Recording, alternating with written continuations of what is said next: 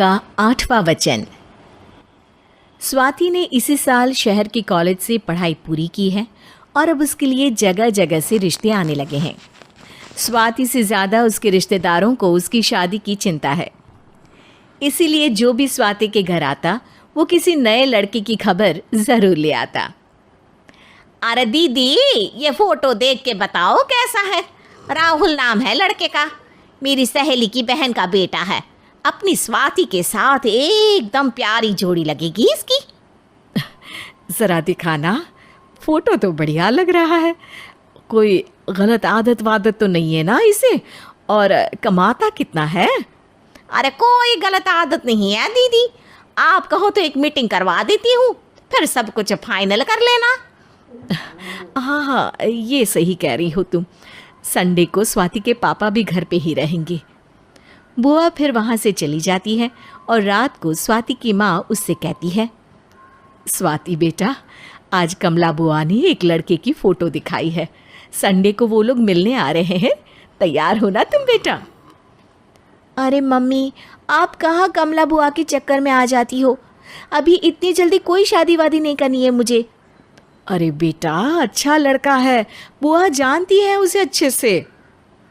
हाँ स्वाति बेटा, एक बार मिल तो लो, बाद में देखेंगे आगे क्या करना है। वैसे तो कमला रिश्ता लाई है तो मना करने का तो कोई सवाल ही नहीं उठता। संडे की सुबह होती है और कमला बुआ राहुल और उसके मम्मी पापा को लेकर स्वाति के घर आती है। अरे आइए आइए भाभी, इसे अपना ही घर समझिए। इनसे मिलिए, ये मेरे भैया और ये मेरी भाभी हैं। नमस्ते भाभी जी, ये है हमारा लड़का राहुल, सरकारी नौकरी की तैयारी कर रहा है ये। वैसे आपकी बेटी कहाँ है? अरे स्वाति बेटा, बाहर आ जाओ। वैसे कितनी पढ़ाई की है स्वाति ने? जी, पोस्ट ग्रेजुएट है हमारी बेटी साइंस में। ये सब तो ठीक है, पर घर संभालना जानती है या नहीं? हमें कौन सी इससे नौकरी करवानी है, नौकरी तो मेरा बेटा करेगा ही। पर मैंने इतनी पढ़ाई की है और आप चाहती हैं कि मैं घर पर ही बैठी रहूं? अरे स्वाति बेटा, ये बड़ों की बात में तुम कहाँ बोल पड़ी? हम सब देख लेंगे क्या करना है क्या नहीं।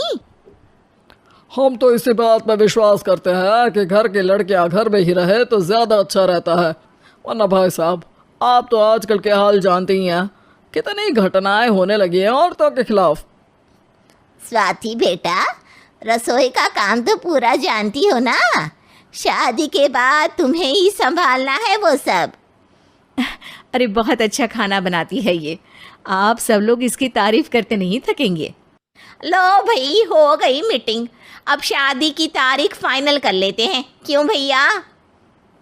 भाई हम तो पंडित जी से चर्चा करने के बाद ही तारीख फाइनल करेंगे, सालों से हम उनकी बातें मानते हुए आ रहे हैं।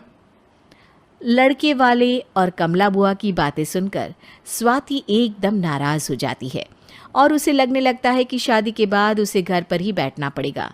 लेकिन घर वालों के आगे उसकी एक नहीं चलती और उसे शादी के लिए हाँ कहना पड़ता है। शादी का दिन आ जाता है और सब मंडप में जमा होते हैं। अब फेरों का समय हो गया है, अब कन्या अपने वर से 7 वचन मांगेगी। आप किसी धार्मिक आयोजन में जाएं तो मुझे भी ले जाएंगे। आप मेरे माता पिता का भी बराबरी से सम्मान करेंगे, हमेशा मेरा साथ निभाएंगे। आपको दोनों परिवार की जिम्मेदारियां बखूबी निभानी होगी। हर ज़रूरी बात में मेरी भी राय लेंगे। आप सभी गलत आदतों से दूर रहेंगे। आप मेरे अलावा किसी और औरत से कोई गलत संबंध नहीं बांधेंगे। ये 7 वचन पूरे हुए, वर क्या तुम्हें ये सारे वचन मंजूर है? जी हाँ पंडित जी, मैं सारे वचन अच्छी तरीके से निभाऊंगा। अरे वाह वाह, बढ़िया तरीके से सब काम संपन्न हो गया। तो इसी के साथ विवाह संपन्न हुआ और आज से ये दोनों पति पत्नी हुए। 1 मिनट पंडित जी, अभी एक वचन लेना बाकी है। अब कौन सा वचन है बेटा?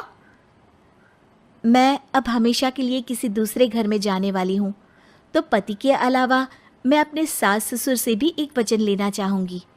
अब कहो बेटी। मैं ये चाहती हूँ कि मुझ पर किसी बात की कोई पाबंदी नहीं लगाई जाएगी। मुझे सब कुछ करने की आज़ादी होगी और मैं भी विश्वास दिलाती हूँ कि मैं एक अच्छी बहू बन के दिखाऊंगी। स्वाति की बात सुनकर उसके सास ससुर एकदम चौंक जाते हैं और कुछ बोल नहीं पाते कि उतने में कमला बुआ बोल पड़ती है। अरे बेटा, ये भी कोई कहने की बात है? रानी बन के रहोगी तुम तो। वचन देने से पहले सोच लीजिए, क्योंकि शास्त्रों में वचन ना निभाने वालों के लिए नरक से भी बदतर सजा लिखी है। स्वाति की चालाकी से वहाँ मौजूद सब लोग प्रभावित हो जाते हैं और लोगों में बदनामी ना हो जाए, इस कारण स्वाति के सास ससुर को उसे वचन देना पड़ता है। अरे कैसी अपशकुन वाली बातें कर रहे हैं आप पंडित जी। हमें मंजूर है बेटा तुम्हारी शर्त। स्वाति अपनी समझदारी से अपनी बात अपने ससुराल वालों से मनवा लेती है और खुशी खुशी राहुल से शादी कर लेती है। अब से हर शादी में मैं खुद 8 वचन दिलवाऊंगा। ओम मंगलम मंगलम मंगलम। कहानी दीवानी स्टोरी को सब्सक्राइब करें।